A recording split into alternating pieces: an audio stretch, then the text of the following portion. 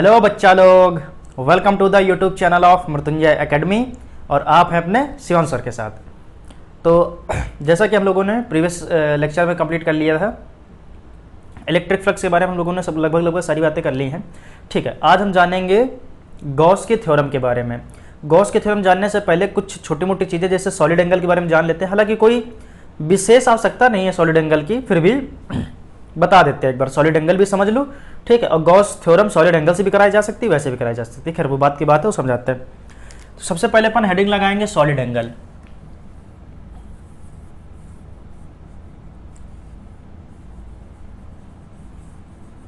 Solid angle यानी कि घनकोण, हिंदी में इसको कहते हैं घनकोण। खैर मुझे सबसे पहले सॉलिड एंगल समझाने से पहले मुझे एंगल का मीन्स क्या होता है। आर्क अपॉन रेडियस, एंगल मतलब कोण, कोण का मतलब क्या होता है, चाप बटे त्रिज्या। होता कि नहीं होता। जैसे कि सबसे पहले अपन बात करते हैं 2D शेप में, इन 2D सिर्फ 2 डायमेंशन की अगर मैं बात करता हूं तो मान लो कि ये सर्कल है। मान लो ये क्या है, सर्कल है, यानी कि ये आपका वृत्त है। ठीक है, ध्यान समझना, ये सर्कल है, ये वृत्त है। अगर इस सर्कल से एक यहां पे रेडियस लें, एक यहां पे रेडियस लें, ये 2 रेडियस लिए, ये भी आर है, ये भी आर है। अब इतनी सी चीज को अपन बोलते हैं चाप या आर्क। समझो, अगर मैंने कहा इतनी सी बात करेंगे तो इतने को अपन क्या बोलते हैं, आर्क। ये हमारे लिए क्या है, आर्क है, यानी कि चाप है। ठीक है, आर हमारे लिए क्या है, त्रिज्या है या फिर रेडियस है। ठीक है, मुझे ये तो जरा समझाने की जरूरत नहीं है। और इन दोनों के बीच का जो ये कोण बन रहा है, ये थीटा, इसको अपन क्या बोलते हैं, कोण या फिर एंगल। ये सब तो आपको पता ही है, इसमें मैं ज़्यादा बताने की जरूरत नहीं है। तो मैं कह सकता हूँ थीटा बराबर, यहाँ ध्यान से सुनो, थीटा बराबर चाप क्या है, नाम दे देते हैं, ये ए है, ये बी है, ये सी है।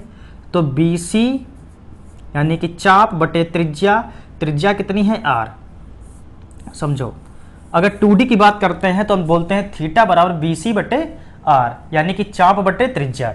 अच्छा, अब मुझे बताओ कि एक पूरे वृत्त में अगर ये पूरा घुमा दिया जाएगा तो ये कितना होता है, यानी कि कंप्लीट। इस देखो, समझो, मेरी बात को समझो। जैसे मान लो ये वृत्त है और इस वृत्त में अगर मान लो हम इतना घूमते हैं, मान लो इतना घूमते हैं, तो ये कितना होता है, पाई, यानी कि 180 डिग्री।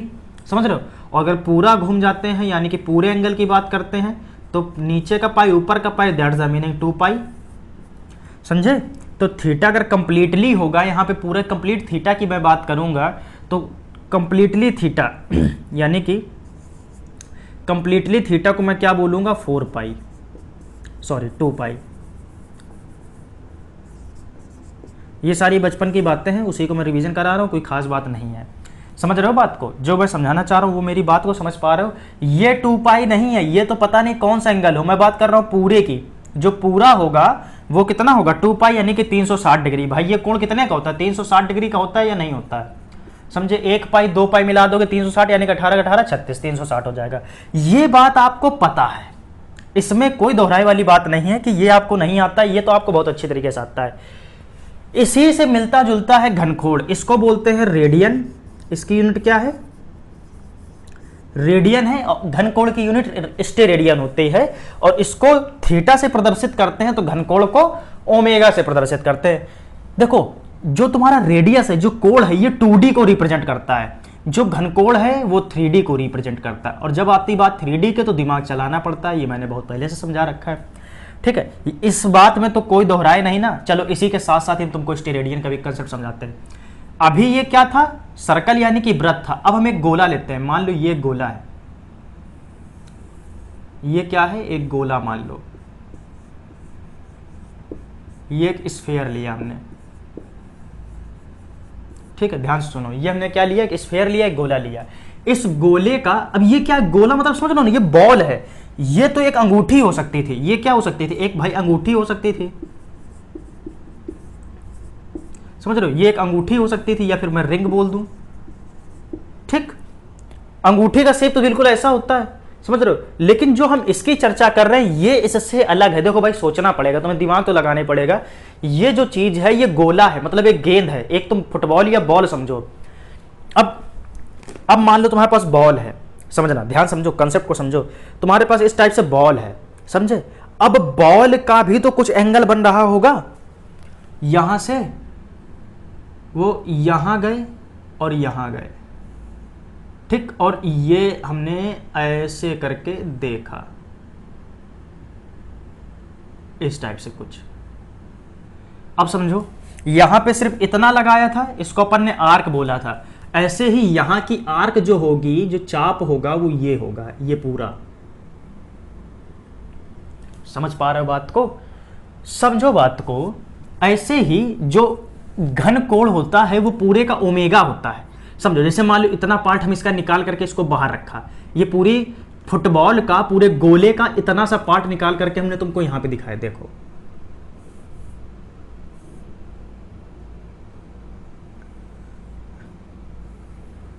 ये चीज, ठीक है।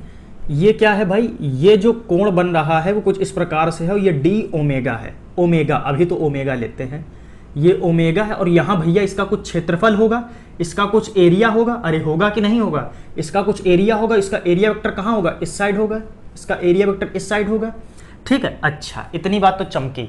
अब मैं कहता हूं कि मान लो इसका भी एक बहुत छोटा सा पार्ट की मैं बात करूं, एक बहुत से छोटे से अगर मैं पार्ट की बात करता हूं, अगर मैं बहुत छोटे से पार्ट की बात करता हूं, तो देखो समझो, इस छोटे से पार्ट को यहां पे मैं जूम करके आपको दिखाता हूं।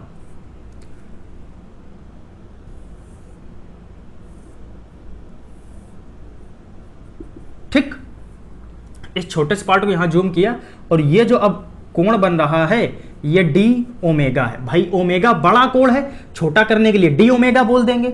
जैसे यहां पर मैं इसको अगर छोटा वेरिएंट लेता, बहुत छोटा सा, तो इसको अपन डी थीटा बोल देते, ऐसे इसको मैंने डी ओमेगा बोला है। देखो ये भी कोण ही है, लेकिन ये जो कोण है इसको कोण ना बोल करके क्या बोला गया है, घन कोण, क्योंकि ये जो कोण है वो 3D में है। ये तो आपको सोचना पड़ेगा, ये आपको विजुलाइज करनी पड़ेगी इस चीज को, समझ रहे हो बात को। ये बिल्कुल वैसे ही है जैसे वो खाए हो, क्या कहते हैं, लैया चना वाला, जिसमें डाला जाता है कुप्पा। कुप्पा देखे हो, कुप्पा, एक कागज लो, उसमें बनाओ, उसमें लैया चना डालो, तो नीचे जो कोण बनेगा ना वो क्या होगा, घन कोण होगा। अच्छा, तो इसका अगर इतना सा पार्ट ले रहे हैं तो ये हमारे लिए क्या हो जाएगा, डी ए हो जाएगा कि नहीं हो जाएगा, डी ए हो जाएगा। अब मैं कह सकता हूं कि डी ओमेगा बराबर, ध्यान से देखो, चाप बटे त्रिज्या, तो यहां पे लिखेंगे डी ओमेगा बराबर डी ए बटे आर स्क्वायर। समझो बात को, यहां सिर्फ आर लिखते थे और यहां पर आर स्क्वायर लिखना होगा, क्योंकि ये जो चीज है बच्चों ये 3D में है, ठीक है, समझ रहे हो बात को। अच्छा, मान लो कि ये कुप्पी का ये जो एरिया वेक्टर है वो ऐसा ना हो करके कुछ अलग तरीके का हो। इसका क्या मीनिंग है, जैसे मान लो कुछ ऐसा हो,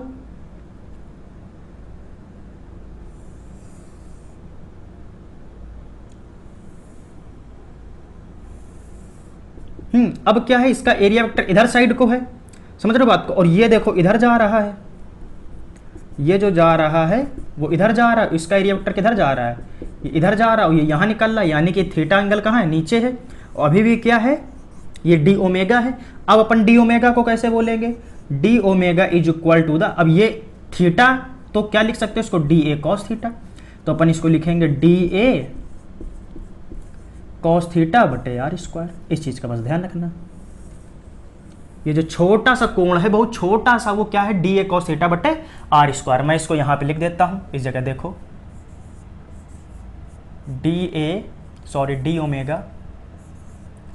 डी ओमेगा बराबर डी ए कॉस थीटा बटे आर स्क्वायर। अब देखो ये जो चीज है ये लगभग ऐसी है।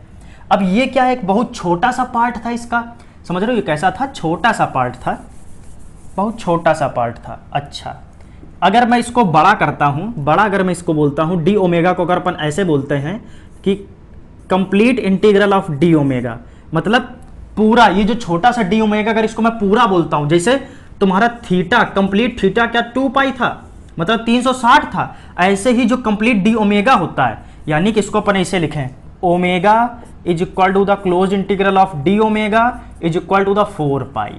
ठीक है, तो मैं कह सकता हूं कि ओमेगा बराबर कितना होता है 4 पाई। इस चीज को भी ध्यान रखना।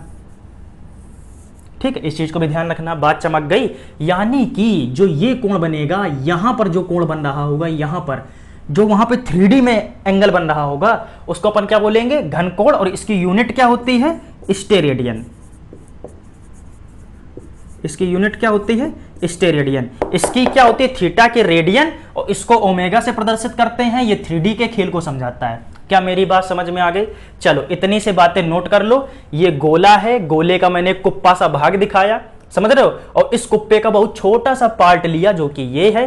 अब मान लो कि तुम्हारा कुछ केस ऐसा हो कि उसका जो डीए वेक्टर हो, जैसे इसमें सीधा है, इसमें थोड़ा सा टेढ़ा है डीए वेक्टर, बिल्कुल हो सकता है, क्यों नहीं हो सकता। अगर आपने कॉनिक्स पढ़ी है, अगर आपने 11th क्लास में कॉनिक्स पढ़ा होगा तो आपको पता होगा।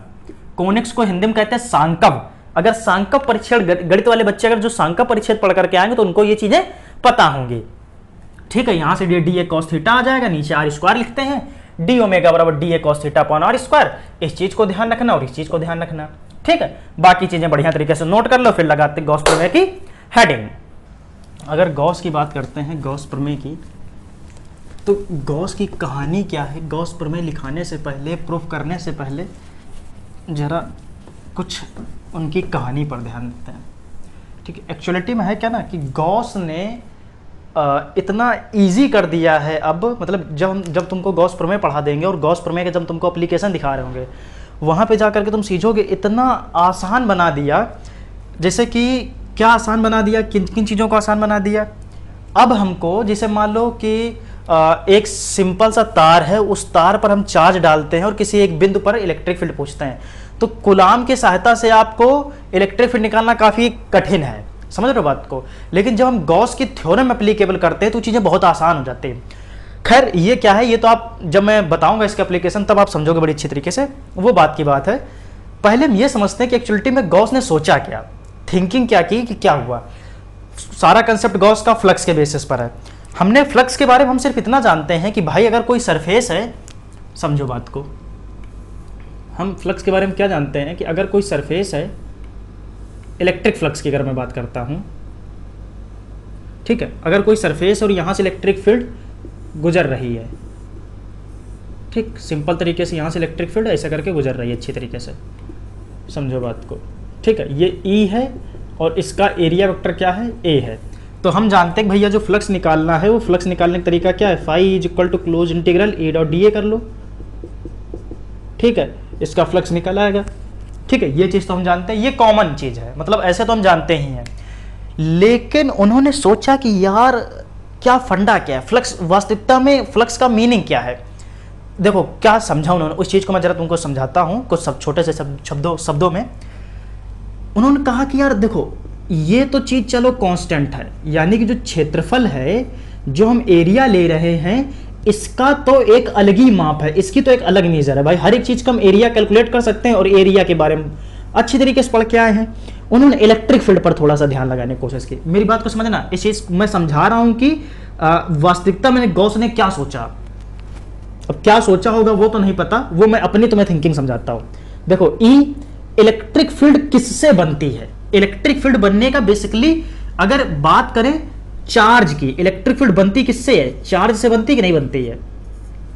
अगर मैं कहता हूं कि मान लो यहां पर एक चार्ज है Q, इस जगह पर Q चार्ज है, तो भाई इससे इधर भी इलेक्ट्रिक फील्ड लाइंस निकलेंगी, यहां भी निकलेंगी, यहां भी निकलेंगी, यहां भी, यहां भी, यहां भी, यहां भी, ऐसे करके हर जगह भाई इलेक्ट्रिक फील्ड लाइंस निकल रही होंगी। समझ पा रहे बात को, हर जगह इलेक्ट्रिक फील्ड लाइंस निकल रही होंगी। इसी इलेक्ट्रिक फील्ड लाइंस को हम किसी एक एरिया के अंदर देखते हैं, या एरिया से जब टच हो जाती है यही इलेक्ट्रिक फील्ड लाइंस, और यहां पर मान लो एक ऐसे करके एरिया लगा लेते हैं, और ये जब इससे होकर के टच होता है तो यहां पे ये थ्योरम लगाते हैं और हमारा क्या निकल के आता है, फ्लक्स निकल के आता है। उन्होंने समझा यार काम करो, इलेक्ट्रिक फील्ड लाइंस किससे बन रही है, चार्ज से। इलेक्ट्रिक फील्ड लाइंस किससे बन रही, चार्ज से, और ये चीज लिंक हो रही हमारे किससे, एरिया से। उन्होंने कहा कि काम करो, एरिया को जरा क्लोज्ड करो, एरिया को क्या करो, क्लोज करो, हर जगह से बंद कर लो। जो क्षेत्रफल है हमारा उसको हर जगह से बंद करो। क्या मतलब है इसका, चलो देखते हैं। मान लो कि हम एक क्यूब लेते हैं, समझो मेरी बात को, मान लो कि हमें क्या लेते हैं, एक क्यूब लेते हैं, ये लो हमने क्यूब ले लिया, ठीक है, और इस क्यूब के अंदर यहां पर एक चार्ज रख दिया, यहां पर एक क्यू चार्ज रख दिया। अब हमको तो भाई पता है इसके अच्छा हमने वो भी निकाल रखी है, क्या फ्लक्स इसका निकाल रखा है, प्रीवियस लेक्चर में बताया था 6EA फ्लक्स आया था, 6EA फ्लक्स आया था, ठीक है। खैर अब मेरी बात को ध्यान से सुनो, ये क्या करेगा, अपनी इलेक्ट्रिक फील्ड लाइंस बनाएगा, ये चार्ज क्या करेगा, अपनी इलेक्ट्रिक फील्ड लाइंस बनाएगा, ठीक है, और ये लाइंस हमारी इसके प्रत्येक एरिया से होकर के टच होगी। अच्छा, अच्छी बात ये है कि जो एरिया है ये क्लोज्ड है, ये कैसी सरफेस है, क्लोज्ड सरफेस है, बंद सतह है, समझ रहे हो, मतलब कहीं से खुला नहीं है। यानी कि ये जो चार्ज है, जो रोशनी निकल रही, मान लो जो चार्ज से इलेक्ट्रिक फील्ड लाइन से निकल रही है, इससे वो हर जगह मतलब छू करके निकल रहे, हर जगह छू करके निकल रहे, ऐसा नहीं कि यहां खुला है या नहीं, ये एक डब्बे के अंदर चार्ज रख दिया गया है और सारी इसके अंदर से इलेक्ट्रिक फील्ड लाइंस निकल रही है। उन्होंने एक चीज ऑब्जर्व की कि ऐसा तो नहीं है जो फ्लक्स बन रहा हो वो एक्चुअलिटी में इस चार्ज के ही इक्वल हो। भाई चार्ज हमारा इलेक्ट्रिक फील्ड बनाता है, बात समझो यार मेरी, चार्ज ही हमारा इलेक्ट्रिक फील्ड बनाता है और इलेक्ट्रिक फील्ड लिंक होती है जाकर के सरफेस से। अगर हमको पता है कि एरिया कितना है तो हो सकता हो जो फ्लक्स हो वो उतना ही हो जितना कि चार्ज है, समझो इस चीज को, वो उतना ही हो कि जितना कि चार्ज है। देखा तो पता चला हाँ यार कुछ गड़बड़ निकला। क्या गड़बड़ निकला, मान लो यहां से चार्ज की, मतलब यहां से चार्ज का समझो इलेक्ट्रिक फील्ड लाइन निकली।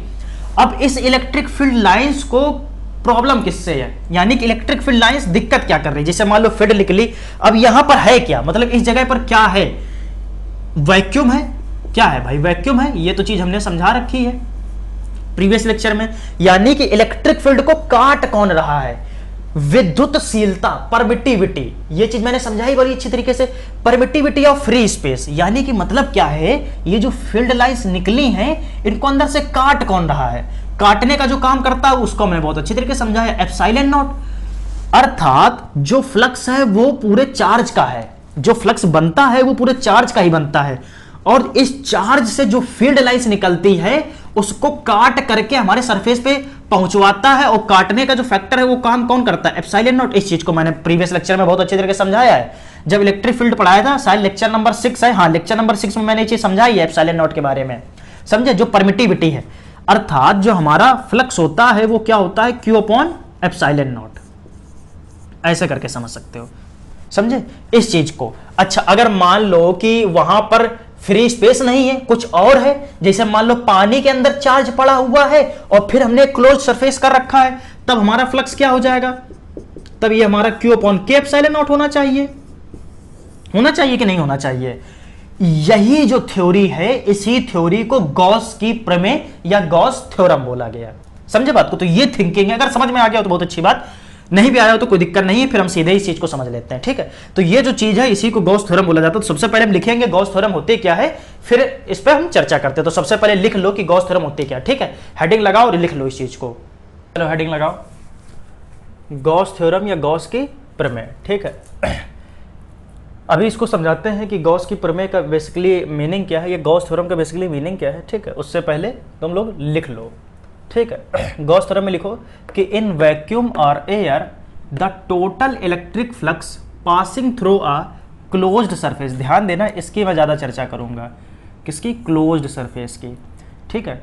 इन passing through a closed surface phi E is 1 upon epsilon naught times the net charge Q present inside the surface.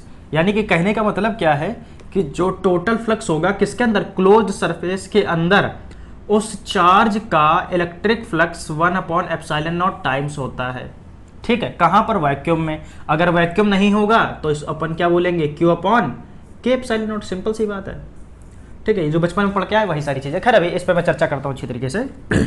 Hindi में लिख लो, निर्वात अथवा वायु में किसी बंद पृष्ठ से गुजरने वाला वैद्युत फ्लक्स फाई ई पृष्ठ के भीतर उपस्थित नेट आवेश का 1 अपॉन एप्सिलॉन नॉट गुना होता है, ठीक है। इसको लिख लो, फिर मैं तुमको समझाता हूं भी बड़ी अच्छी तरीके से। तो डेफिनेशन हमारी क्या कहती है कि जो इलेक्ट्रिक फ्लक्स होगा वो किसी क्लोज्ड सरफेस के अंदर रखे हुए चार्ज का 1 अपॉन एप्सिलॉन नॉट टाइम होगा, ठीक है, 1 अपॉन एप्सिलॉन नॉट टाइम्स, यानी कि 1 अपॉन एप्सिलॉन नॉट गुना होगा, कहाँ रखा होना चाहिए चार्ज, क्यू इन, यानी कि अंदर रखा होना चाहिए सरफेस के।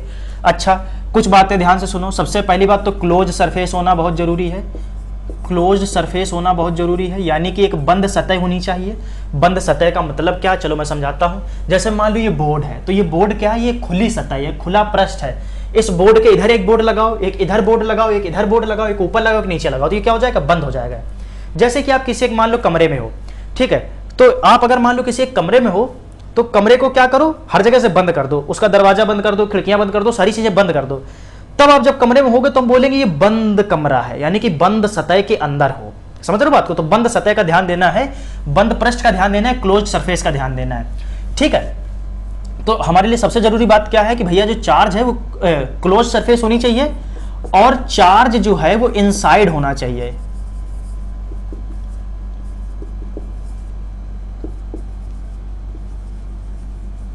समझ रहे हो बात को? पृष्ठ के अंदर आवेश जो है वो पृष्ठ के अंदर होना चाहिए, आवेश पृष्ठ के अंदर होना चाहिए। अगर बाहर होगा तब भी गॉस नहीं काम करेगा। तो दो बातों को तुम्हें ध्यान देना है, क्लोज सरफेस होनी चाहिए, और कैसा होना चाहिए, जो आवेश है, जो चार्ज है वो इनसाइड द सरफेस, मतलब पृष्ठ के अंदर होना चाहिए। अच्छा, अब दूसरी बात सुनो, ये तो हो गई ये होना चाहिए, समझे, ये तो लिमिटेशन है कि भैया ये मतलब ये तो होना ही चाहिए। अच्छा, जो हमारा गॉस थ्योरम है वो साइज शेप पे किसी पे भी डिपेंड नहीं करता, size and shape of surface, ठीक है। Gauss theorem does not depend on the size and shape of the surface, समझे, यानी कि उसका साइज और उसकी आकृति, समझ रहे हो, साइज और उसकी आकृति किसके, पृष्ठ की, इस पर निर्भर नहीं करता है। जरूरी नहीं है कि वो ऐसा ही होना चाहिए, समझ रहे हो, वो किसी भी प्रकार का हो सकता है, वो ऐसा ऐसा हो सकता है, वो ऐसा ऐसा हो सकता है, वो ऐसा ऐसा ऐसा ऐसा ऐसा ऐसा ऐसा ऐसा किसी भी प्रकार की सरफेस हो सकती है, इस पे निर्भर नहीं करता है, ठीक है। समझ रहे हो, हर जगह इसमें भी गॉस थ्योरम एप्लीकेबल है, इसमें भी, इसमें भी, इसमें भी, तीनों में गॉस थ्योरम एप्लीकेबल है। अच्छा, ये बात तुम लोगों को चमक गई, बहुत अच्छी बात, ठीक है। इन बातों का ध्यान दो। अब पहले हम देख लेते हैं प्रूफ क्या है, उसके बाद हम कुछ क्वेश्चंस की बातें करते हैं। सबसे पहले प्रूफ देखते हैं, पहले क्यू अपॉन एप्सिलॉन नॉट को हम वो करते हैं, प्रूफ करते हैं, ठीक है। इसको भी हटाते, ये बातें नोट करते चलो जो मैं लिखा रहा हूं। प्रूफ, प्रूफ, ठीक है, डेरिवेशन जिसको कहते हैं। चलो आप देखो इसकी प्रूविंग क्या है, इसकी प्रूविंग को समझा दें। प्रूविंग करने के बहुत मेथड हैं, जो मर्जी है उससे कर लो, कोई इससे फर्क नहीं पड़ना। जैसे कि पहले मान लो मैंने तुमको सॉलिड एंगल का कंसेप्ट समझाया है, तो पहले सॉलिड एंगल से समझा देते हैं चीज को, ठीक है। जैसे मान लो हमने एज्यूम किया एक गोला, अच्छा थ्योरी में नहीं लिखाऊंगा अब इसमें, मतलब कि माना, सर्वप्रथम माना कि एक गोला है, ठीक है, लेट एज्यूम ये स्फीयर है, ये सारी चीजें लैंग्वेज नहीं लिखाएंगे। इस लैंग्वेज को मैंने नोट्स में लिखा दिया है, वहां से जाकर के भैया देख लो, ठीक है। नोट्स में बहुत अच्छे तरीके से लिखा रखा है, वहां जाकर के देख लो, ठीक है। लैंग्वेज नहीं लिखाएंगे, ध्यान रखना, अगर पेपर में पूछा जाता तो लैंग्वेज लिखना जरूरी है, समझ गए बात को। खैर आओ, ये एक स्फीयर है, ये एक गोला है, इस चीज का ध्यान दो, गोला है, व्रत ना, सर्कल ना समझ लेना, बस इतना ध्यान रखना। अब गोले को हम 3D शेप में कहां से बना देंगे, इसको क्या खींच के बाहर निकाल लें, ये क्या है, गोला है, ठीक है। इस चीज का ध्यान देना भैया, गोला है ये। चलो अब मान लो चार्ज यहां रखा है बिल्कुल सेंटर पर, मान लो चार्ज यहां रखा है, अब इस जगह चार्ज रखा है, अब यहां से हम एक माप लगाते हैं, ये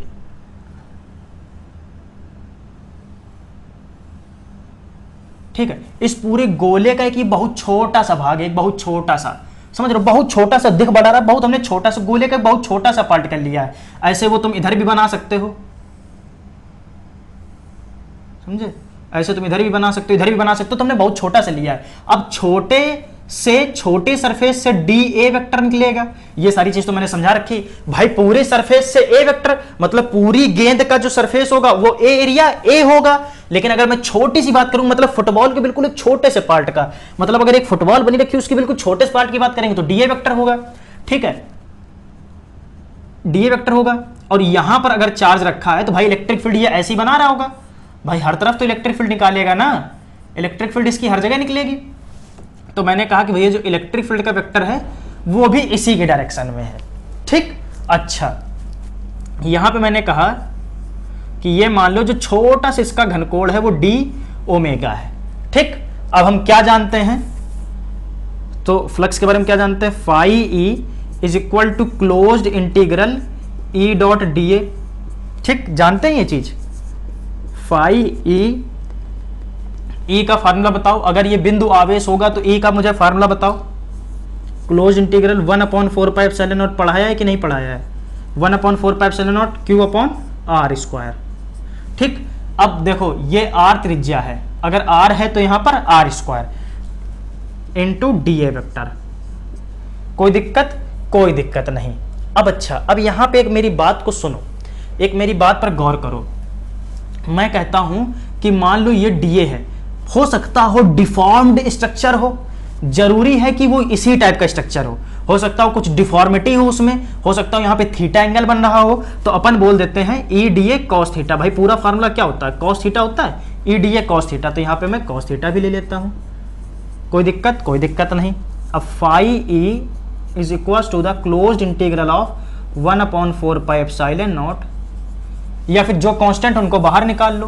1/4πε0 है, इसका भी इंटीग्रेशन नहीं हो सकता है, क्यू इसका भी इंटीग्रेशन नहीं हो सकता है, इन सबको मैंने बाहर निकाल लिया तो ये हो गया Q/4πε0 क्लोज्ड इंटीग्रल ऑफ, ये दिख रहा है ना यहाँ पर, ठीक है, ये क्या हो जाएगा डी ए कॉस थीटा। अभी देखो मैंने तुमको सॉलिड एंगल का केस समझाया था, उसमें मैंने बताया था डी ए कॉस थीटा बटे आर स्क्वायर को कुछ लिख सकते हैं d omega, D A cos theta बटे आर स्क्वायर को डी ओमेगा लिख सकते हैं, अभी समझाया था जब सॉलिड एंगल का केस बताया था। तो यहां पे मैं लिख सकता हूं phi E is equals to Q/4πε0 closed integral, इसकी डी ए कॉस थीटा अपन आर स्क्वायर की जगह पे क्या लिख सकते हैं, डी ओमेगा। समझे? अब देखो ये छोटा सा डी ओमेगा, ऐसे क्या होगा, छोटे मतलब ये छोटा सा डी ओमेगा, ऐसे बहुत से उसमें छोटे छोटे छोटे छोटे छोटे छोटे डी ओमेगा बन रहे होंगे।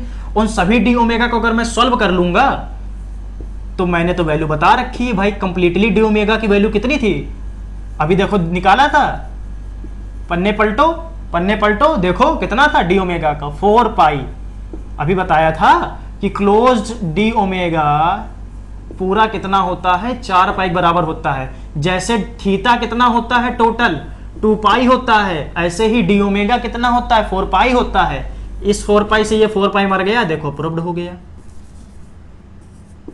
Phi is equal to Q/ε0।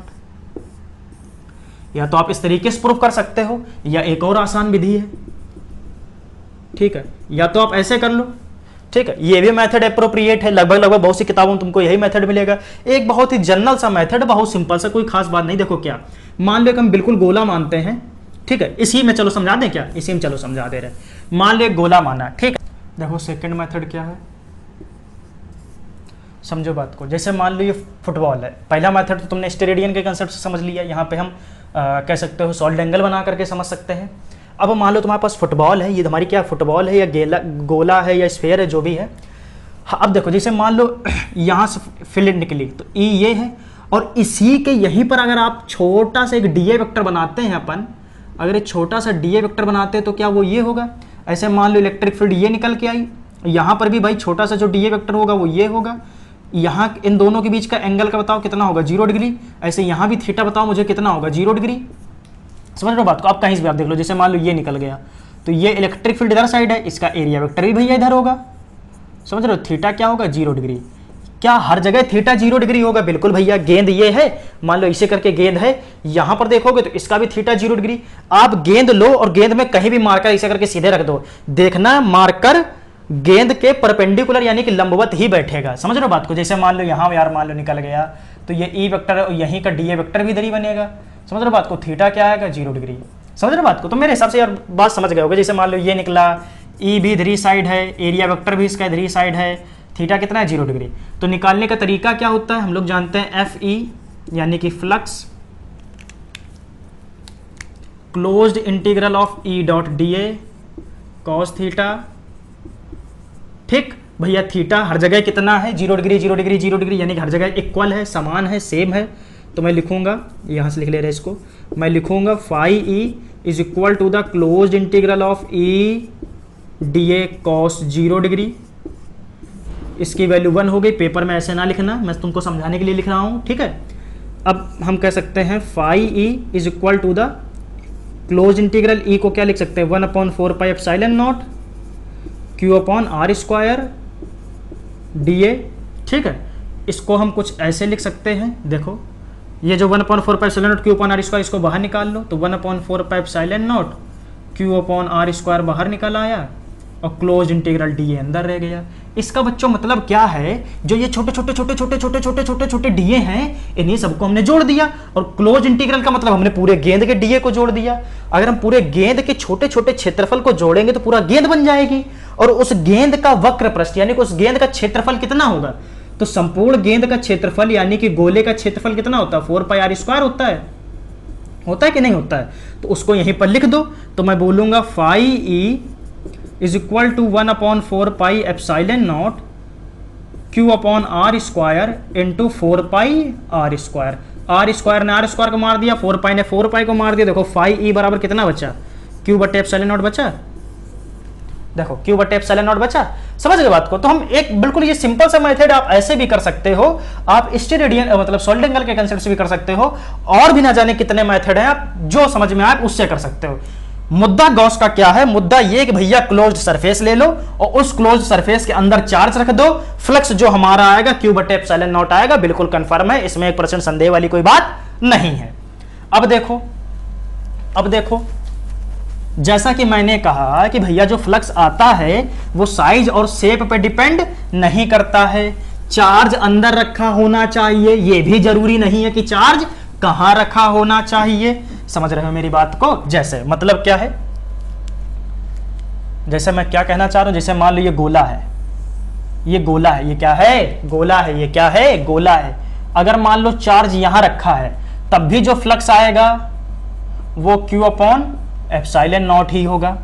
अगर मान लीजिए चार्ज यहां रखा है तब भी जो फ्लक्स आएगा वो क्यू अपॉन एप्सिलॉन नॉट ही होगा। अब मान लो ये ऐसी कोई सरफेस है अजीबो गरीब, यहां मान लो चार्ज रखा है क्यू, तब भी इसका जो फ्लक्स होगा वो क्यू अपॉन एप्सिलॉन नॉट ही होगा, इसमें 1% संदेह वाली कोई बात नहीं है। अब ऐसा ही क्यों होता है, तो उसका रीजन मैंने तुम्हें बहुत अच्छी तरीके से समझा रखा है। जो थिंकिंग है उसको सोचो कि जो फ्लक्स लिंक हो रहा है वो किसकी वजह से लिंक हो रहा है, चार्ज की वजह से, और चार्ज इलेक्ट्रिक फील्ड बना रहा है, इलेक्ट्रिक फील्ड को काटता कौन है, एप्सिलॉन नॉट। बस सिंपल सी बात है, समझ रहे बात को। लेकिन अगर ज्योमेट्री के बारे में समझोगे या फिर कह सकते हो कि एक मैथमेटिक्स प्रूफ दो कि ये कैसे होगा, तो वो बड़ा सिंपल है, उसमें भी कोई खास बात नहीं। उसमें हमको क्या करना पड़ेगा, बहुत से वेक्टर मानने पड़ेंगे, और बहुत से वेक्टर को अपन सॉल्व करते हैं तो शायद तुम्हारा ये क्यू बटे एप्सिलॉन नॉट निकल आएगा। तब भी अगर नहीं यहां पे कोई बात समझ में आती तो मुझसे पूछो, मैं समझा दूंगा, कोई ऐसी कठिन बात नहीं है।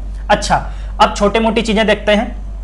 जैसे कि मान लो कि हमारी कोई भी अजीबोगरीब सरफेस है, जैसे मान लो ये सरफेस है, यहां पर एक Q1 चार्ज है और यहां पर एक Q2 चार्ज है।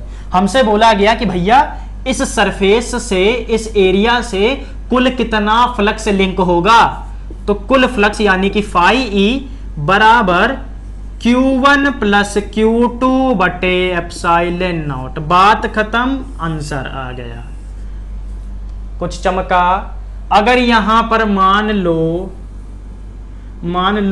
Q1 Q2 Q3 तीन चार्ज रखे होते तब जो फ्लक्स आता वो आता Q1 plus Q2 plus Q3 बटे एप्सिलॉन नॉट, तब ये आ जाता। समझे बात को, तब ये आ जाता। अच्छा, दूसरी बात, सारी चीजें बनाते रहना, नोट करते रहना, ठीक है। पॉज करके वीडियो अपना बना करके नोट्स पूरी कंप्लीट करो, वरना कहानी नहीं बनेगी।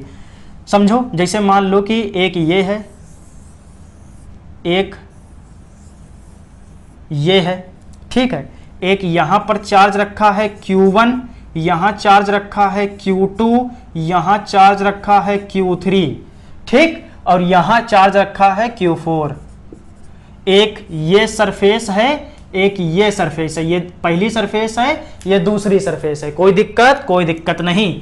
हमसे बोला गया कि टोटल फ्लक्स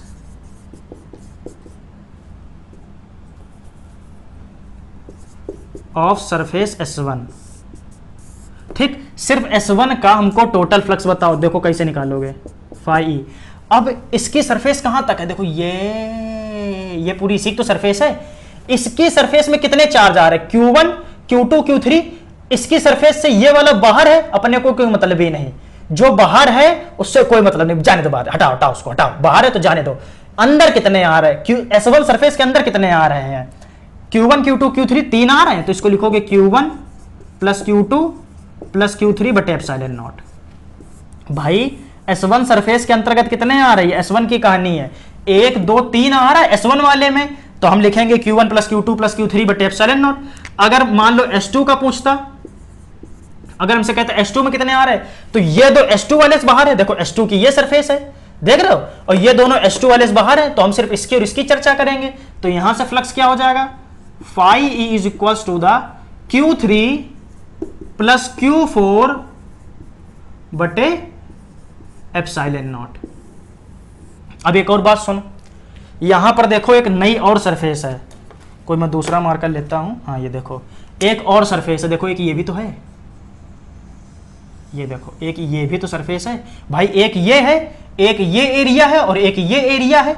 अगर मान ले इसका नाम S3 दे देते और पूछ लेता S3 के लिए बताओ, अरे यार ये भी तो सरफेस है कि नहीं है। अगर सिर्फ S3 के लिए पूछता तो S3 में भैया सिर्फ एक ही चार्ज आ रहा है, वो कौन सा है, Q3 बटे एप्सिलॉन नॉट। चमक गई बात, आ गई बात समझ में, कोई दिक्कत, कोई दिक्कत नहीं। अब तुमको दिक्कत हो ही नहीं सकती है। मान लो अगर एक और यहां पर चार्ज रख दिया गया होता Q5, तो ये Q5 ना इसको दिक्कत में लाता, ना इसको दिक्कत में लाता, ना इसको दिक्कत में लाता। क्यों, क्योंकि ये सरफेस ये सरफेस ये सरफेस से ये जो Q5 है ये बिल्कुल बाहर है, तो इन तीनों में से किसी में भी ये Q5 अंदर नहीं आता। ठीक, चलो इसको भी एग्जांपल को नोट करो अच्छी तरीके से, इसको भी नोट कर लो समझने के लिए। अब देखो समझ गए ना बात को, कौनो समस्या हो तो बताएं। चलो अब देखो और छोटे मोटे केस, सिंपल सी बिल्कुल घटिया बात, बिल्कुल एकदम कोई खास बात नहीं। जैसे मान लो कि अगर वो कहता है ये सिलेंडर है, ठीक है, इस सिलेंडर के वो यहां पर अगर चार्ज रखा हो तो क्या होगा, flux Q upon epsilon not, कोई संकोच वाली बात नहीं। कहीं भी चार्ज रखा हो, कहीं भी चार्ज रखा हो, आना Q अपॉन एप्सिलॉन नॉट ही है, इसमें 1% संकोच वाली कोई बात नहीं है। अच्छा मान ले वो हमसे कहता कि यहां पर चार्ज रखा है, समझो बात को,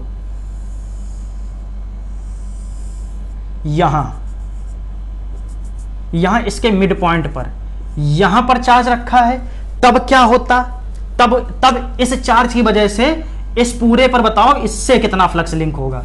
समझो बात को, इस चार्ज की वजह से नीचे वाले पर फ्लक्स कितना लिंक होगा। तब हम क्या करते, तब हम इसकी ज्योमेट्री बनाते। ठीक, अब ये पूरे से कितना लिंक करेगा, इस पूरे से, तो कंप्लीटली जो फ्लक्स होगा वो Q बटे एप्सिलॉन नॉट होगा। समझ रहे हो बात को, भाई पूरे से कितना लिंक करेगा, Q अपॉन एप्सिलॉन नॉट। अब आधा भाग मार दो, आधा भाग खत्म हो गया, आधे भाग से कितना लिंक करेगा, इसका 1/2 है कि नहीं, 1/2 मतलब आधा भाग, अब आधा ही तो बचा ही है, तो फाई ई बराबर Q अपॉन 2 एप्सिलॉन नॉट। समझ रहे, इस चीज को भी समझो, ये भी बढ़िया चीज है। ऐसे ही तुम मान लो कि वो तुमसे हाफ सर्कल की बात करे, कहे कि मान लो यहां पर चार्ज रख दिया गया है, अब बताओ इस नीचे वाले से कितना लिंक करेगा। तो हम क्या करेंगे, पहले पूरी गेंद बनाएंगे, समझे, पहले हम क्या करेंगे, पहले ये पूरी ऐसे करके बढ़िया तरीके से गेंद बनाएंगे। हम कहेंगे पूरी गेंद से कितना लिंक होगा, Q बटे एप्सिलॉन नॉट। पूरी गेंद से कितना लिंक होगा, Q बटे एप्सिलॉन नॉट। तो सिर्फ नीचे वाले से कितना लिंक होगा, Q बटे 2 एप्सिलॉन नॉट। चमक गई बात, कौनो समस्या नहीं।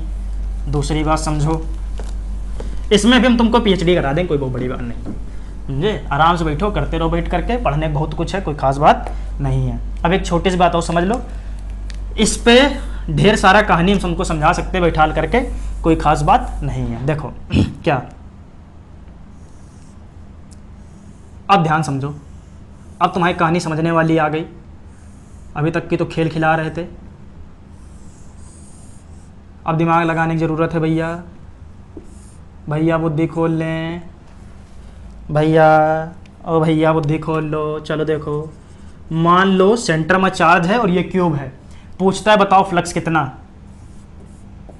तो क्या बताओगे, क्यू अपॉन एप्सिलॉन नॉट, सोचने की जरूरत ही नहीं है, समझ रहे हो। अगर सेंटर पर रखा है और पूरे से पूछता है तो क्या बताओगे, क्यू अपॉन एप्सिलॉन नॉट बताओगे। लेकिन अगर वो हमसे कहता कि सिर्फ एक सरफेस के लिए बताओ, वो हमसे अगर कहता कि सिर्फ एक सरफेस के लिए बताओ, सिर्फ इतने के लिए बताओ, सिर्फ इतने के लिए। अब बच्चा ध्यान से मेरी बात को सुनो, चार्ज यहां रखा है और पूछना चाह रहा है कि पूरे से अगर इतना लिंक हुआ तो इसके छठवें भाग से कितना लिंक होगा रे, कितनी दरवाजे हैं इसमें, 1 2 3 4 और एक सामने 5 और एक पीछे 6, कुल कितने दरवाजे लगे हुए हैं, 6 दरवाजे, कुल कितने इसमें स्क्वायर है, 6 स्क्वायर है। इतनी बात चमकी, बिल्कुल चमक गई। हमसे कह रहा है कि सिर्फ मुझे इस वाले भाग से बताओ कितना फ्लिक्स लिंक होगा, बस बात खत्म। कह रहा हमसे खोखट ना बताओ, हमको खोखट ना समझाओ, कह रहा सिर्फ इतने वाले भाग बताओ। अब देखो प्योर गणित है, कुछ नहीं, काहे का दिमाग, बिल्कुल प्योर गणित है। देखो क्या मैं यहां लिखूंगा, फाई मुझसे ये पूरा भाग क्या है, पूरे को अगर मैं एक मानूं कंप्लीटली तो इसके छठवें भाग से पूछ रहा है, तो कुछ नहीं बस यही कर दो, क्यू बटे एप्सिलॉन नॉट 1/6। भाई पूरे का छठवें भाग से तो फ्लक्स पूछ रहा है, इतने से तो फ्लक्स पूछ रहा है, तो 1/6 का भाग लगा दो तो हमारा आंसर क्या हो जाएगा, phi is equal to Q upon 6 epsilon nought. Simple, आ गया आंसर। ध्यान दें बच्चों, ध्यान दो, ये सिर्फ एक सतह के लिए है। मैं लिख दूं यहां पर क्या, only for one surface, only for one surface, फिर चाहे ऊपर की हो, चाहे नीचे की हो, चाहे दाएं की हो, चाहे बाएं की हो, चाहे जहां की हो, कोई मतलब नहीं, ठीक। एक सरफेस के लिए मान लो वो पूछता कि भैया ऊपर और नीचे सिर्फ इन दो से बताओ कितना, समझो। अब हमसे क्या पूछा, पहली और दूसरी, यहां से भी बताओ और यहां से भी बताओ, मतलब इन दोनों से बताओ कितना लिंक करेगा, बाकी से उसको कोई मतलब नहीं है। वो कह रहा है यहां और यहां वाले से बताओ कितना लिंक करेगा, कोनो खास बात नहीं। देखो देखो भैया पूरे से कितना लिंक होता था, क्यू बटे एप्सिलॉन नॉट, इतने से कितना लिंक होगा, तो सुनो टोटल कितनी फलके हैं, 6, मतलब ये कुल कितने दरवाजे हैं, 6 दरवाजे। कितने से पूछ रहा है, 2 से, तो कितना आ जाएगा, 3 आ जाएगा कि नहीं हो जाएगा। इसको कुछ ऐसे करते हैं, कुल कितने फलके हैं, मतलब कुल कितने दरवाजे हैं, 6, कितनों से पूछ रहा है, 2 से पूछ रहा है, तो ये 1/3 होगा, 1/3 से इसका गुणा कर दो भाई, 2 3 6, 1/3 होगा, इसका 1/3 से गुणा कर दो, तो जो फ्लक्स निकलेगा, जो फ्लक्स निकलेगा वो कितना निकलेगा, Q/3 एप्सिलॉन नॉट। या फिर अपन कह सकते थे इसका आधा कर दो। यार अब देखो सिंपल गणित है यार, बिल्कुल पेवर गणित है, गणित आती है तो ठीक है, गणित नहीं आती, मैंने पहले कहा था यार ये चैप्टर तुमसे बुद्धि मांगेगा, दिमाग नहीं लगाओ कहां समझ में आ जाएगा, समझे। अगर हमसे सिंगल के लिए मांगता, ओनली फॉर वन सरफेस, तो Q/6 epsilon not, only for 2 surface, केवल 2 सतहों के लिए, only for 2 surface, only for 2 surface, यानी कि यहां और यहां के लिए पूछेगा तो Q/3 एप्सिलॉन नॉट। अब मान ले ये गणित समझ में आई, ठीक। अब मान लो हमसे कहता भैया 3 के लिए बताओ, तो देखना आधा निकलेगा, समझो बात को। वो मुझसे कह रहा है यहां के लिए भी बताओ, यहां के लिए भी बताओ, यहां के लिए बताओ, 3 के लिए बताओ, तो भैया 3/6 कर दो, क्या ये 1/2 हो जाएगा, क्या ये 1/2 हो जाएगा, पेवर गणित है। अब 3 से नहीं निकल रहा है, 3 से निकल रहा है भाई, 3 सतहों से नहीं निकल रहा है, 3 सतह से फ्लक्स लिंक कर रहा है, तो अब कितना हो जाएगा, फाई ई बराबर क्यू बटे एप्सिलॉन नॉट गुणा 1/2, तो फाई ई बराबर क्यू बटे आधा एप्सिलॉन नॉट। अरे कौनो दिक्कत नहीं, यहां पे लिख दें only for 3 surfaces, only for 3 surfaces, केवल 3 सतहों के लिए। मान ले तुमसे कहता 4 सतह के लिए, ठीक। मान लो कहता यहां से बताओ, यहां से बताओ, यहां से बताओ, यहां से बताओ, मुझे 4 के लिए बताओ। अगर अपन 4 से पूछता तब देखो क्या लिखते, फाई ई बराबर Q/एप्सिलॉन नॉट में, जरा देख लो दिख रहा है कैमरे में, ठीक है दिख तो रहा है, फाई बराबर क्यू बटे एप्सिलॉन नॉट। गणित क्या लगाते, 4 के लिए पूछ रहा है तो लिखते 4/6, यहाँ लिखते 2, यहाँ लिखते 3। क्या ये 2/3 हो जाता, इसमें 2/3 का गुणा कर दो, तो क्या ये फ्लक्स तुम्हारा निकल करके इतना हो जाएगा। फाई ई बराबर ऐसे लिखते हैं 2q/3 एप्सिलॉन नॉट। कुछ चमका कि नहीं चमका रे। अगर मान लो कहता 5 सरफेस के लिए बताओ, मतलब अब वो हमसे इसके लिए भी पूछ रहा है जो उसके पीछे की सरफेस बची हुई है। ठीक, अब सिर्फ देखो बच्चों, अब क्या है, एक सरफेस बच गई। अब हमसे वो टोटल, अब ये किसके लिए था, ओनली फॉर 3 सरफेसेस। यहां मैं लिख देता हूं ओनली फॉर 4 सरफेसेस, 4 सतहों के लिए। ये तो 4 के लिए निकला। अब मान लो कहता 5 से बताओ कि कुल 5 से कितना निकलेगा। ठीक है, तो यहां लिखते हैं ओनली फॉर 5 सरफेसेस। अगर वो 5 सतह से पूछ रहा है तब देख, फाई ई बराबर क्यू बटे एप्सिलॉन नॉट, इतना तो हमको आता ही है। उसके बाद हमको गणित आती है 5/6 की, है कि नहीं। अब 5/6 को तो नहीं तोड़ सकते, तो इसमें सीधे 5/6 का गुणा कर दो, तो ये क्या हो जाएगा 5q/6 एप्सिलॉन नॉट। सिंपल बात, 1% घटिया बात नहीं इसमें, सिंपल, बिल्कुल सिंपल बात। अब मान लो कहता पूरे 6 के लिए बताओ, 6 से कितना लिंक करेगा। तो जब 6 के लिए पूछा था तो 6/6 करते 1 आता, तो अगर पूरे 6 के लिए पूछा था तो क्या आता, एफ ई मतलब phi E equal to Q बटे एप्सिलॉन नॉट गुणा 6/6, मतलब इसने इसको मार दिया 1, तो फाई ई बराबर क्यू बटे एप्सिलॉन नॉट। चमक गया। अरे चमका कि नहीं चमका। देखो पूरे 6 के लिए पूछेगा तो क्यू बटे एप्सिलॉन नॉट, सिर्फ कहेगा हमको एक पार्ट के लिए बताओ q/6 एप्सिलॉन नॉट। हमसे कहता है कि मान लो यहां 2 पार्ट के लिए बताओ, चाहे यहां का हो, चाहे यहां का हो, चाहे यहां का हो, क्या मतलब है, कहीं का भी 2 सरफेसेस हो तो q/3 एप्सिलॉन नॉट। कहता है 3 सरफेस के लिए बताओ, मान लो यहां 3 के लिए पूछता है तो q/2 एप्सिलॉन नॉट। और मान लो 4 के लिए पूछता है, कह रहा है यहां चारों में बताओ कितना होगा, तो 2q/3 एप्सिलॉन नॉट। अगर मान लो 5 के लिए पूछता है तो 5q/6 एप्सिलॉन नॉट, 6 के लिए पूछता है तो q/एप्सिलॉन नॉट। समझ में आया या नहीं आया। अब वो तुमसे उबड़ खाबड़ क्वेश्चन कराएगा। अब सुनो, मान लो कहता कि यहां रखा है तब बताओ, यहां रखा है तब बताओ। ठीक है, यहां रखा है तब बताओ, यहां रखा है तब बताओ, यहां रखा है तब बताओ। तो अब इसके लिए मुझे बनाना पड़ेगा एक 3D सा प्यारा सा खूबसूरत सा डायग्राम, तभी तुम समझ पाओगे, क्योंकि मुझे पता है भैया इतना ज्यादा तुम नहीं सोच पाते हो। ठीक, चलो उसको बनाते फिर इसको समझते, दिन क्लास को रोकते हैं। ठीक, चलो ठीक है। तब क्या किया अपन ने, एक क्यूब के बारे में तो भाई अपन सारी चीजें जान गए कि एक क्यूब से फ्लक्स कैसे लिंक होगा और कितना लिंक होगा। लेकिन उसी एक क्यूब पर अब वो पोजीशन को इस प्रकार से बदला, अभी तक कि उसने क्या किया, पोजीशन को नहीं बदला, एक ही जगह पोजीशन थी। अब अगर वो पोजीशन बदल बदल के पूछता है तब क्या होगा मीनिंग, यानी कि केस क्या है अब की बार का केस ये है कि मान लो अपना ये सिंपल तरीके से स्क्वायर है,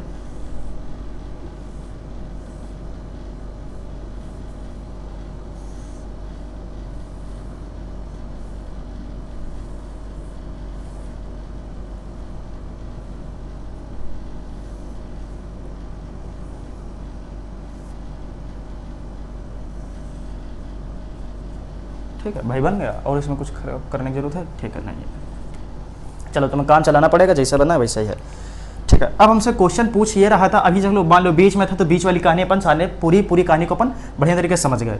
अगर वो हमसे कहता है कि मान लो कि यहाँ चार्ज है, ठीक है, इस जगह रखा हुआ, यहाँ पर रखा हुआ, यानी कि किसी एक सरफेस पर रख दिया गया, ध्यान सुनो, किसी एक सरफेस पर रखा गया है चार्ज, इस जगह पर किसी एक सरफेस पर रख करके पूछता है कि इस सरफेस पे रखने पे बताओ पूरे से कितना फ्लक्स लिंक होगा, इस पूरी बॉडी से, ऊपर वाली बॉडी से, मतलब वो ऐसे ऐसे करके निकालेगा पूरे में, बताओ कितना लिंक होगा। अरे यहां रख ले, वो तुमसे यहां रख के पूछ सकता है, वो तुमसे यहां रख के पूछ सकता है, वो यहां रख के पूछ सकता है, वो यहां रख के पूछ सकता है, वो यहां रख करके पूछ सकता है, ये सामने है वो इधर है, मतलब वो किसी भी जगह पर रख करके तुमसे पूछ सकता है। कहानी तो वही बनेगी, क्वेश्चन तो वही बनेगा भाई, चाहे इस वाले पर रख लो, चाहे इस वाले, चाहे इस वाले, चाहे इस वाले, सारी स्क्वायर प्लेट्स से वो मिलकर के जुड़ा हुआ है, तो सबका हर एक स्क्वायर का एरिया सेम है, तो कोई डिफरेंट नहीं होने वाला है।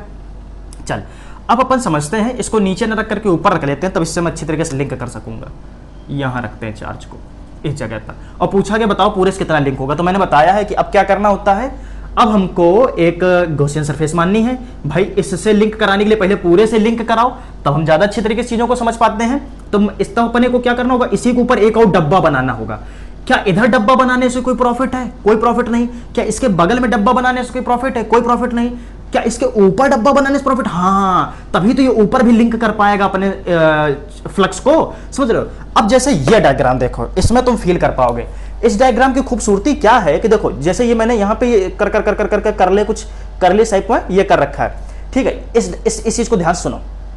जो ये है ये एक इस टाइप का क्यूब है, ठीक है। जो ये है ये बिल्कुल एक क्यूब है। इसको उठा करके मैंने यहां रख लिया, या फिर समझो इसको निकाल करके यहां रख लिया गया है। इसके एक पीछे क्यूब है, देखो एक ये क्यूब है, ठीक है। इसके एक ये पीछे क्यूब है, समझ रहे हो बात को। अब इसके एक ये बगल में क्यूब है, ये देखो दिख रहा, एक देखो ये बगल में क्यूब है। इसके एक जस्ट पीछे क्यूब है, वो देखो ये वाला क्यूब। तो नीचे टोटल कितने क्यूब है? 4 क्यूब है। अच्छा, अब इस क्यूब के एक ऊपर क्यूब है ये वाला, ठीक है। इसके एक पीछे क्यूब है ये वाला, इसके एक बगल में क्यूब है ये वाला, इसके एक इधर क्यूब है ये वाला। यानी कि टोटल इस डायग्राम में कितने क्यूब मैंने बना रखे हैं? 8 क्यूब। टोटल कितने क्यूब हैं इस पूरे डायग्राम में? यहां पर कितने क्यूब बना रखे हैं? 8 क्यूब बना रखे हैं।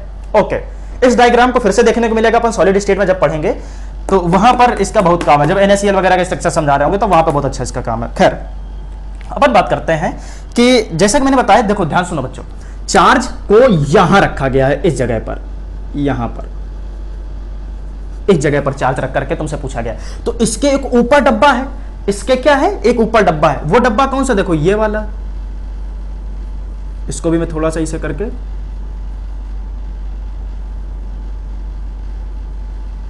कर दूं, जिससे कि तुम्हें ये दिख जाए कि हाँ भाई हम किसकी चर्चा करने वाले हैं।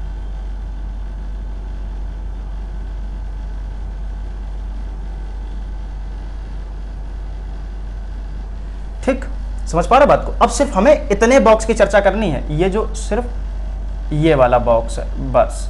फालतू के हमें अपने को किसी सॉरी, ये यहाँ पे कहाँ से मिला दिया, ये इसको ऐसा कर लेते हैं, ठीक है।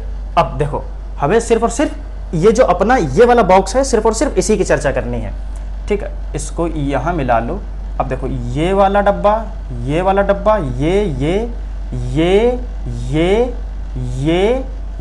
और ये भी ऐसे, ठीक है।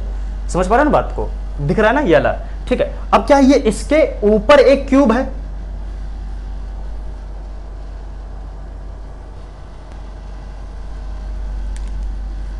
ठीक। इसके ये ऊपर क्यूब है। अब मुझसे पूछा गया है कि इस वाले का फ्लक्स बताओ। देखो phi E is equals to the, इस वाले फ्लक्स पता करना है तो पूरे से कितना लिंक होगा? Q upon epsilon not. भाई इस वाले मतलब इस वाले डब्बे और इस वाले दोनों डब्बे से कितना लिंक होगा? Q upon epsilon not. मुझसे सिर्फ इतने से पूछ रहा है, इधर नीचे से पूछ रहा है, ऊपर से कोई मतलब नहीं है, तो सिर्फ इसका आधा कर दो, बात खत्म करो यार। Phi E is equal to 1/2 Q upon epsilon not. मैंने पहले ही कहा था इस चैप्टर में बुद्धि की जरूरत है, अगर दिमाग नहीं है तो फिर काम नहीं बनेगा। तभी इतना ज्यादा अच्छा विजुलाइज करके तुमको चीजों को समझा रहे हैं। अब देखो ये वाला ऊपर और नीचे से दोनों से लिंक करता है तो कितना बोलोगे? Q upon epsilon not. ऊपर हटा दो तो यार आधा पार्ट खत्म हो गया, हमको सिर्फ नीचे से मतलब है। ध्यान दो बच्चों, मैंने ये क्यूब सिर्फ इसी को ऊपर बनाया हुआ है, बस दैट्स इट। ये वाला क्यूब इसी को ऊपर रखा हुआ, बात खत्म। इतने तो समझाना चाह रहा हूं, ठीक है। तो ये वाला भी केस समझ में आ गया। अब मान लो वहां से वो चार्ज हटाता है, यहां से हटाता है, अगर यहां रखता है चार्ज को तब तो कितना आएगा? यहां अगर रखता है तो कितना आएगा? Q अपॉन 2 एप्सिलॉन नॉट, ठीक। अब मान लो उसने यहां से हटाया और हमसे कह रहा है कि बताओ यहां अगर रखा है इस जगह पर, ठीक है, यहां अगर कोने पर रखा है, समझो। अब यहां पर उसने क्यों रखा है? अब हमसे जानना चाह रहा है कि भैया बोलो कितना, बताओ। अब बताओ, सिर्फ अगर यहां रखते हैं, अब बताओ इस पूरे से कितना फ्लक्स लिंक होगा? तो कुछ नहीं, इस डायग्राम को इसमें पैक कर दो धड़ाम से उठा करके। यहां से इसको हटा देते हैं अपन Q को, जिससे अपन कंफ्यूज ना हो। इसको उठा करके यहां पैक करो, दैट्स द मीनिंग। ये चार्ज कहां रखा हुआ है? इस वाली पोजीशन पर रखा हुआ है, बिल्कुल सेंटर पर, यहां पर रखा हुआ है। ये तुमको दिख रहा है ना, बिल्कुल कहां रखा हुआ है? सेंटर पर रखा हुआ है। अब हमको क्या करना होगा? अगर ये सेंटर पर रखा जाएगा, इसको उठा करके वहां कर लें, ठीक है। समझ तो जाओगे ही, समझ रहे हो ना? इसको ऐसा उल्टा घुमा करके इसमें पैक कर देंगे, क्या दिक्कत है? लो यार, तुम कंफ्यूज ना हो, बस मुझे तो कोई समस्या नहीं है।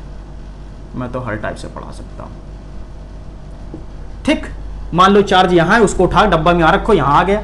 अब हमको क्या करना होगा, अब इसकी सिमेट्री तैयार करनी होगी। तो एक इधर डब्बा मानो, इसके एक बगल वाला डब्बा, इस डब्बे के पीछे डब्बा, उसके पीछे डब्बा। मान लो मैंने नीचे के 4 डब्बे लिए हुए हैं। देखो, एक ये, दूसरा ये, तीसरा ये, चौथा ये।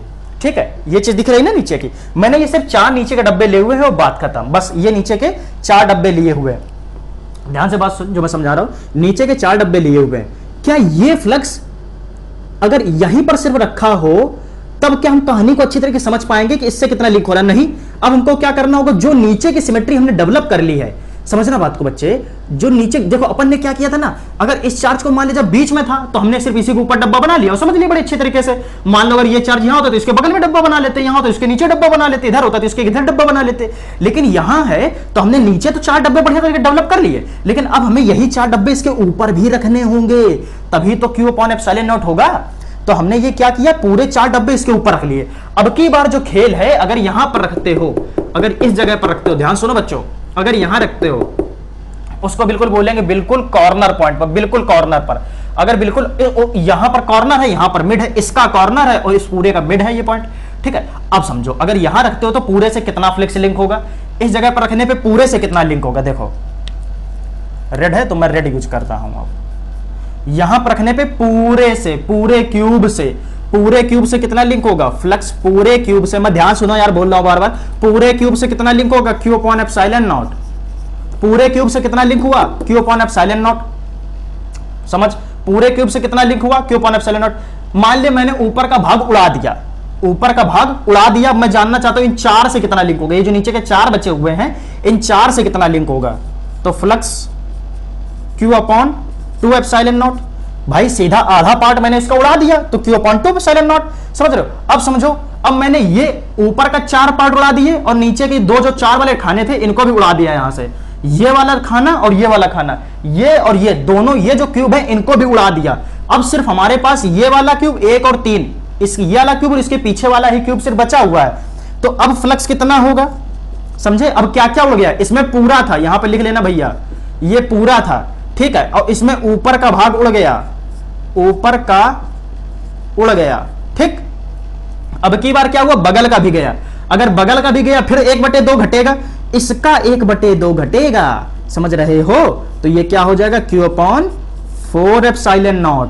समझे? अब मैंने कहा, अब ये क्या हुआ, बगल वाला भी गया, यहां पे लिख दिया, बगल वाला भी गया। अब तुमने क्या किया, पीछे वाला भी गायब कर दो। पीछे वाला भी गायब होगा तो फिर इस पूरे क्यूब का दूसरा भाग गायब हो जाएगा। तो फ्लक्स Q/ इसमें फिर 2 से मल्टीप्लाई करोगे, टोटल कितना आ जाएगा, 8ε0। It is the final answer. अब ये फ्लक्स सिर्फ इतने से कितने से लिंक होगा, Q/8ε0 से। ये बिल्कुल कहानी उसी प्रकार से, इसको मैं एक बार और दिखाता हूं। फ्लक्स पहले पूरे से कितना लिंक हो रहा था, Q/ε0। ऊपर वाला भाग उड़ा दिया, आधा भाग खत्म।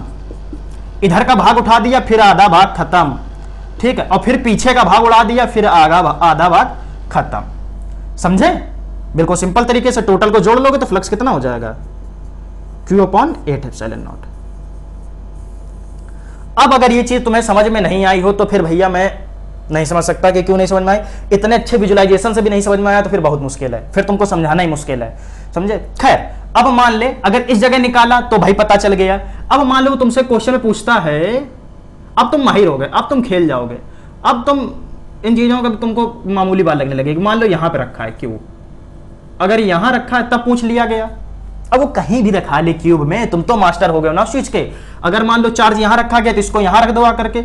अब की बार वो कहां रखा गया है, इस जगह पर, तो इसको भी अपन रफ कर देते जिससे कंफ्यूजन हो। पहले कहां समझा, यहां पर, फिर कहां समझा, यहां पर। अब की बार अगर वो यहां रखता है तो मुझे बच्चे बताओ कितने क्यूब की आ सकता तुम्हें पड़ेगा, तुम लोग खुद बताओ। अगर यहां रखा है तो एक इधर मान लो, एक उसके पीछे मान लो, बात खत्म करो। भाई अब हमको क्या मतलब यार ऊपर वाले पार्ट से, अब ऊपर वाले पार्ट से क्या मतलब, अब हमको सिर्फ मतलब इधर वाले क्यूब से और पीछे वाले क्यूब से। यानी कितने क्यूब से, 1 2 3 4 4 क्यूब मान लो। अब 4 क्यूब मानोगे, अब समझ लो इसको, इजी खेल है, कहां कठिन है। चलो आओ देखो, अगर यहां रखा गया तब देख कितना आता है। ठीक, अगर यहां रखा गया तब देखो कितना आता है। यहां पे हम नीचे के 4 क्यूब को इमेजिन कर रहे हैं, सिर्फ नीचे के 4 क्यूब्स को। कितने, नीचे के सिर्फ 4 क्यूब्स को। फिर नीचे के जब 4 क्यूब को इमेजिन करेंगे तब फ्लक्स कितना होगा, क्यू अपॉन एप्सिलॉन नॉट, है कि नहीं भाई। नीचे से तो वो पूरे खट खट खट खट खट खट सबसे लिंक होगा तो क्यू अपॉन एप्सिलॉन नॉट। अब तुमने इधर का पूरा भाग उड़ा दिया, यानी कि 2 और 4 वाले जो क्यूब हैं इनको तुमने गायब कर दिया, हटाओ, उड़ाओ, इनको उड़ा दिया धड़ाम से यहां से। अगर ये 2 4 वाले भी क्यूब उड़ गए तो यानी कि कौन सा तुमने भाग इसका उड़ा दिया, आधा भाग, तो हम क्या बोलेंगे, क्यू अपॉन 2 एप्सिलॉन नॉट। ठीक, अगर यहां रखोगे, अगर ये तुमने 2 उड़ा दिए तो इसको क्या बोलोगे, क्यू अपॉन 2 एप्सिलॉन नॉट। ठीक है, अब समझो, अब हमने क्या किया, जब ये गया तो क्यू अपॉन 2 एप्सिलॉन नॉट, ध्यान समझना वरना कहानी गप्पा खा जाएगी यहीं पे। अब हमने क्या किया, इसको भी हटा दिया, इसको भी यहां से हमने हटा दिया। इसको भी जैसे हटाएंगे तब क्या ये आधा पार्ट यहां से गायब हो पा रहा है, समझो। जैसे इधर से हटाया तो 1 क्यू अपॉन 2 एप्सिलॉन नॉट, इसको भी हटा दिया, फिर आधा गायब हो गया, और फिर जैसे आधा गायब हुआ तो इसमें फिर 1/2 कर दो, यानी कि 4 एप्सिलॉन नॉट। एक्चुअलिटी में हुआ क्या, एक्चुअलिटी में हुआ क्या, इस चीज को देखो, एक्चुअलिटी में हुआ क्या, इस चीज को देखो। पहले हमने नीचे के 4 क्यूब माने, तब कितना आया था, क्यू अपॉन एप्सिलॉन नॉट। अरे हाँ कि ना, कितना आया था, क्यू अपॉन एप्सिलॉन नॉट। अब इधर का उड़ा दिया, 1/2, मतलब आधा भाग हमने खा लिया। ठीक है, फिर आधा भाग खा लिया तो फ्लक्स कितना हो गया, क्यू अपॉन 4 एप्सिलॉन नॉट। चमका, चमका कि नहीं चमका, कुछ समझ में आया क्या हुआ, या सब तोता उड़ गए। ठीक, चलो आओ। अगर यहां रखा जाता है, सुनो एक बार फिर अपनी शुरुआत से कहानी, अगर यहां रखा जाता है, चलो Q1 ऐसे करके नाम से दे रहा, अगर यहां रखा जाता है तो इसके लिए जो फ्लक्स आता है 1 वाले के लिए वो आएगा Q1 अपॉन एप्सिलॉन नॉट। ठीक, अगर यहां रखोगे, अगर यहां रखोगे, मान ले यहां पे Q2 रखा, अगर यहां रखोगे तो फ्लक्स कौन सा आता है, तब आता है Q अपॉन 2 एप्सिलॉन नॉट। ठीक है, और यहां से हटा करके अगर मान लो यहां रखोगे, इस जगह पर रखोगे, तब फ्लक्स कितना आएगा, Q3 अपॉन 4 एप्सिलॉन नॉट, समझे। और अगर यहां रखोगे तब फ्लक्स कितना आएगा, Q4 अपॉन 8 एप्सिलॉन नॉट। अब मेरे हिसाब से कि तुम्हें इसमें 1% भी समस्या नहीं होनी चाहिए। अब चाहे क्यूब का किसी या कहीं भी तुमसे पूछ ले, अब तुम कर ले जाओगे। अब अगर ये चीज नहीं समझ में आई तो फिर बहुत गलत बात है भाई। ठीक है, चलो अब इसको नोट करो, बनाने की कोशिश करना, बन जाते तो कोई दिक्कत नहीं है। ठीक है, ये बना ले जाओगे, मैं बता दूंगा, बहुत आसान होता है इसको बनाना, कठिन बात नहीं है। ठीक है, चलो ओके।